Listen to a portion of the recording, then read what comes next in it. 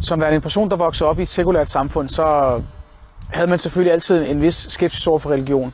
Som så mange andre danskere, så før jeg blev muslim, så var mit syn på islam meget dirigeret af mediernes fremstilling af islam. Mit syn på islam, inden jeg blev muslim, var måske præget af, at jeg mente, at muslimer var sådan lidt tilbagestående.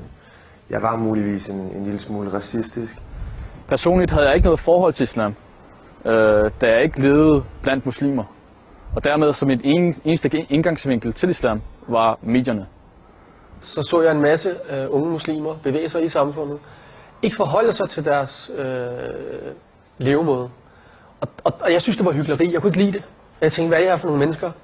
De siger på den ene side, de går så meget op i deres religion, og så vælger de at gøre det modsatte af, hvad den siger.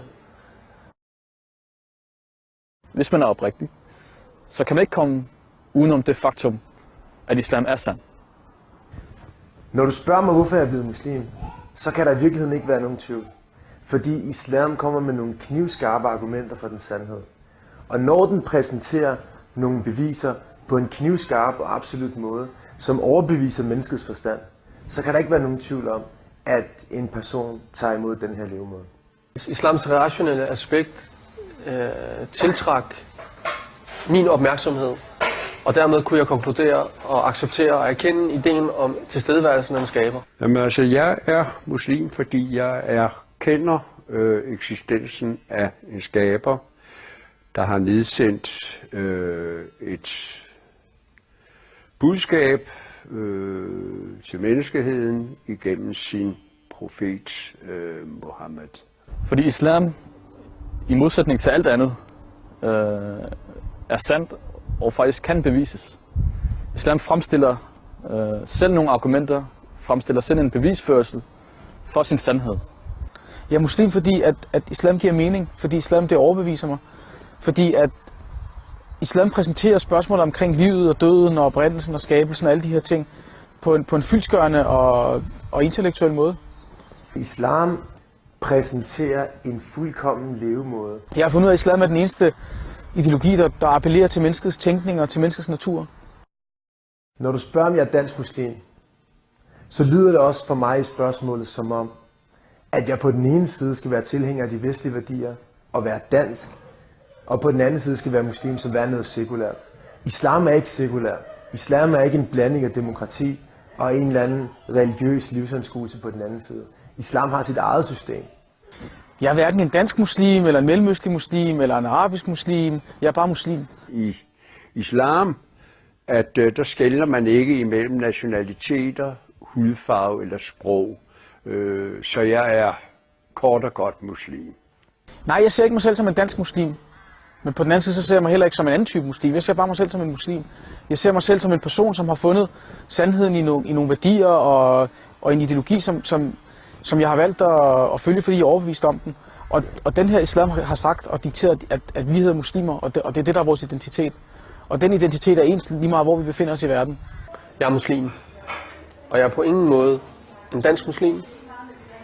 Jeg er muslim ud fra det perspektiv, at Allah han har nedsendt et budskab til hele menneskeheden.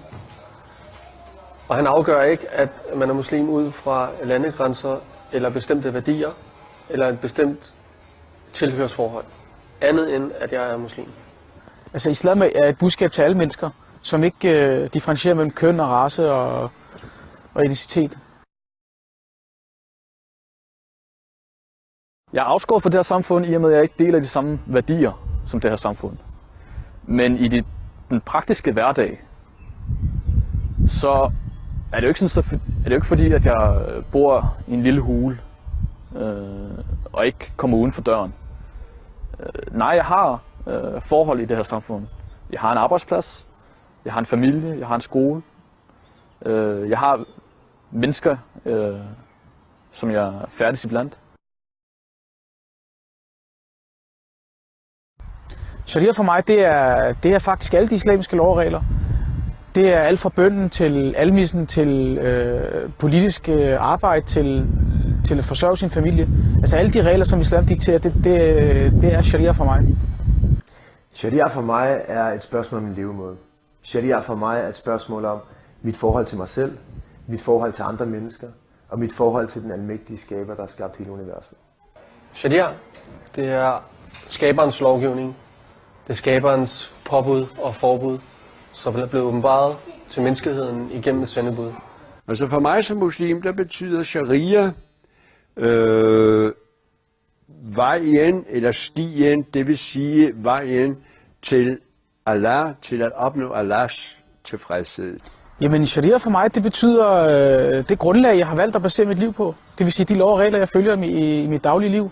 Det er det, som fortæller mig, hvordan man lever et godt familieliv, hvordan man opfører sig, hvad man skal prioritere. Så sharia, det er mange ting for mig. Det er noget, som former hele min dagligdag. Altså det islamiske kvindesyn dikterer, at kvinden er en ære. Hun er et tænkende væsen. Hun er et menneske på lige fod med manden. Hun er en, der har den samme værdi som manden i den forstand, at hun er her på jorden for at tjene sin skaber lige så vel som manden er. Demokratiet er en utopi, og demokratiet det kan ikke realiseres. For mig betyder demokratiet, at mennesket det lovgiver, mennesket afgør, hvad der er rigtigt og forkert, og godt og ondt. Og det harmonerer ikke med mit syn på eksistensen af en skaber. Eksistensen af en skaber betyder for mig, at han skal blande sig i livet. Og det her, det stemmer ideen om demokrati ikke overens med. Fordi der er mennesket i centrum. Mennesket afgør, hvad der er rigtigt. Mennesket afgør, hvad der er forkert. Hvis du med de danske værdier mener demokrati, jamen, så mener jeg, at der er en diametral modsætning mellem demokrati og islam. Altså fordi demokratiet dikterer jo, at det er mennesket, der er i centrum. Det er mennesket, der selv skal fastlægge, hvad der er rigtigt og forkert. I tråd med ånden fra renæssancen og oplysningstiden. Og i islam er det anderledes. I islam der er det skaberen, der lovgiver. Der er det skaberen, der fastsætter, hvad der er rigtigt og forkert. Og mennesket accepterer det her, fordi mennesket har forstået, at skaberen er den, der kender mennesket bedst. Så her der er en klar modsætning mellem islam og demokratiet. Så betragter jeg demokratiet som værende et produkt af menneskets begrænsede viden og begrænsede forstand. Og således at demokratiet bliver en idé om, at mennesket er i stand til at lovgive, hvilket menneske jo ikke kan, da mennesket ikke kan skelne mellem, hvad der er godt og hvad der er ondt. Demokratiet er først og fremmest falsk. På alle måder. For det første er det uladsiggørligt, hvilket realiteten viser sig. For det andet, så selv hvis det var ladsiggørligt, selv hvis folk kunne blive enige omkring en lov og en regel, så har mennesket i sidste ende ikke evnen til at lovgive. Mennesket har ikke evnen til at se konsekvensen af en handling. Hvad angår synet på frihederne, jamen så udtrykker det spørgsmål om, hvad mennesket har lov til at gøre, hvad mennesket har lov til at sige, hvad mennesket har lov til at eje, og hvad mennesket har lov til at tro på. Men spørgsmålet er i virkeligheden, om alle de her ting, som Vesten bryster sig af, at der er så godt for mennesket, er de så et udtryk for, at mennesket er lykkeligt? Hvad angår værdier som personlig frihed og ytringsfrihed, så er de også falske, fordi de stammer fra det samme fundament, nemlig oplysningstiden. Da lovgivningen jo bestemmer og sætter grænser for, hvad man må ytre og hvad man ikke må ytre, så er det, der kaldes for ytringsfriheden, fuldstændig værdiløs. ولا تؤمنوا إلا لمن تبع دينكم قل إن الهدى هدى الله أن يؤتى أحد مثل ما أوتيتم أو